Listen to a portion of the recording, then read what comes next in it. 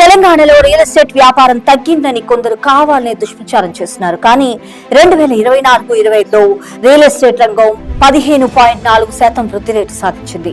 నిర్మాణ రంగం 11.9% పురోగమించి రాష్ట్ర ఆర్థిక వ్యవస్థకు 80,000 కోట్ల రూపాయలు సమకూర్చింది. హైదరాబాద్ లో ఫిబ్రవరి నెలలోనే 5,900 ఇండ్ల రిజిస్ట్రేషన్స్ జరిగాయంటే మరి ఏ స్థాయిలో తెలంగాణ రియల్ ఎస్టేట్ రంగంలో అభివృద్ధిలో దూసుకుపోతుందో తెలుసుకోవచ్చు. టీజీ రేరా దగ్గర 9,744 రియల్ ఎస్టేట్ ప్రాజెక్ట్స్ రిజిస్టర్ అయ్యాయి. మరోవైపు కాంగ్రెస్ ప్రభుత్వం ఇందిరమ్మతో 4.16 లక్షల కుటుంబాలకు గౌరవ జీవనాన్ని అందిస్తుంది. అలాగే young India integrated schools, universities ద్వారా నైపుణ్య మానవ వనరులను తయారు చేసేందుకు చర్యలు తీసుకుంటున్నారు. బిల్డర్లకు, కొనుగోలుదారులకు ప్రభుత్వం ఎప్పుడూ అండగా నిలుస్తుంది. ఇంతలా అభివృద్ధి జరుగుతున్నా కొంతమంది పని కట్టుకుని తప్పుడు ప్రచారం చేస్తున్నారని రాష్ట్ర ఐటీ శాఖ మంత్రి దుద్దిళ్ల శ్రీధర్ బాబు గారు పేర్కొన్నారు. సరైన నడక రాక రోడ్డే వంకరగా ఉందన్నట్టు వారి ప్రచారం ఉందంటూ వ్యాఖ్యానించారు. మరోవైపు రాష్ట్ర ఆర్థిక వ్యవస్థకు వెన్నుదన్నుగా నిలుస్తున్న నిర్మాణ రంగానికి మన ముఖ్యమంత్రి శ్రీ రేవంత్ రెడ్డి గారి అధినాయకత్వంలో కాంగ్రెస్ ప్రభుత్వం పూర్తి మద్దతు ప్రకటిస్తోంది.